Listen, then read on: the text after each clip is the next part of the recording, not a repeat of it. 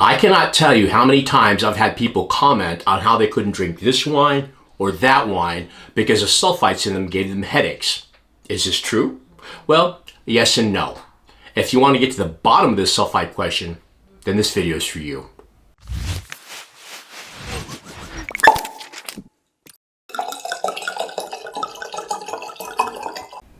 Sulfur dioxide, or SO2, is a gas composed of sulfur and oxygen. It is most commonly produced as a pollutant from fossil fuel emissions, but when it comes to wine, it is produced as a byproduct of fermentation. In other words, all wine that is made using fermentation as a way of converting sugar to alcohol contains sulfites. The United States government requires that all wines that contain at least 10 parts per million of sulfites contain sulfites on the back of the label. A typical glass of wine contains about 80 parts per million of sulfites, but when you consider that a handful of raisins contains about 250 parts per million, or an order of McDonald's French fries contains over 1,800 parts per million, the amount of sulfites in a glass of wine is very small. Sulfites can also be found in wine through another avenue. Many winemakers use sulfur to help ward off premature oxidation and bacterial spoilage. Winemakers tend to use more sulfur in white winemaking than with red. The reason being is that the polyphenols from tannin in red wine, the stuff that dries your mouth out, can also act as an antioxidant.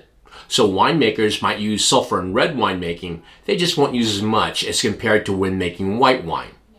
This is particularly true in cooler growing regions where white grapes not only don't have tannin, but they also have much less sugar and are more prone to oxidation and bacterial spoilage.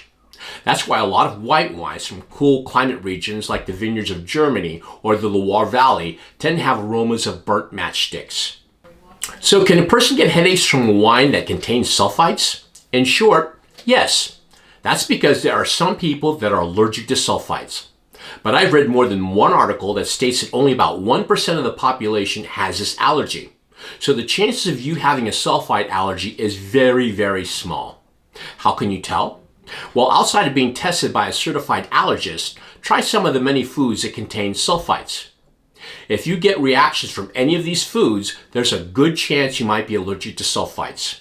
A more probable reason why you get headaches from drinking wine has probably more to do with excess than anything else. So, there you have it.